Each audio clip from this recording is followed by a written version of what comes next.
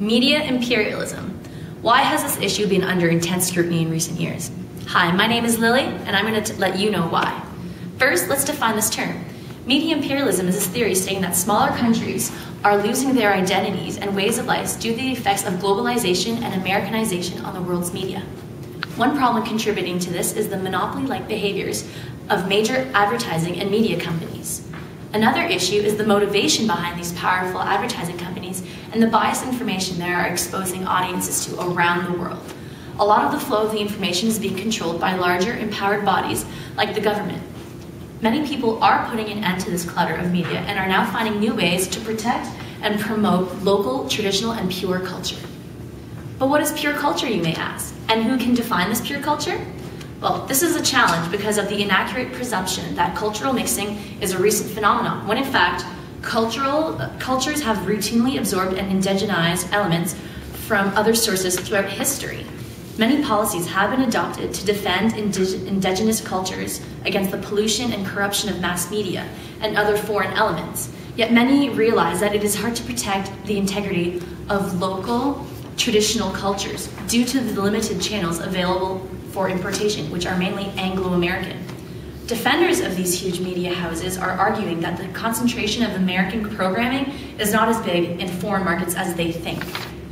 An example is how the US controls 80% of the European film market, yet Europe only gets 2% of the US market? Is this because the major channels are controlled mainly by Anglo-Americans? I think so.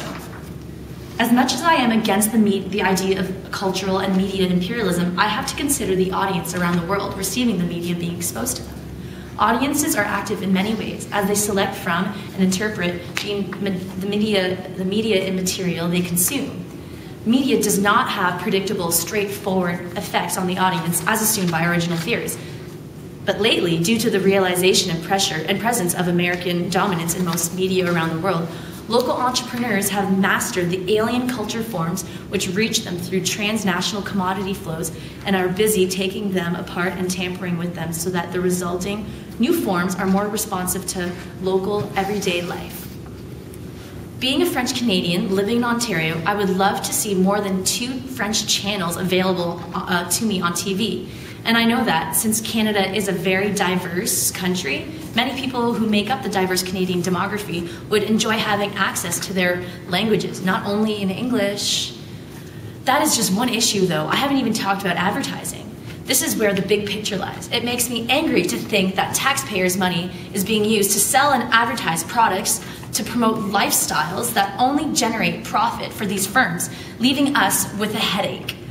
So why aren't they giving us what we want? I don't know. We don't need all this fake reality TV bullshit. Although it is fun to laugh at, it's forcing us to adopt and promote half-truths and misleading lifestyles. Media is all around us. Are you being brainwashed too?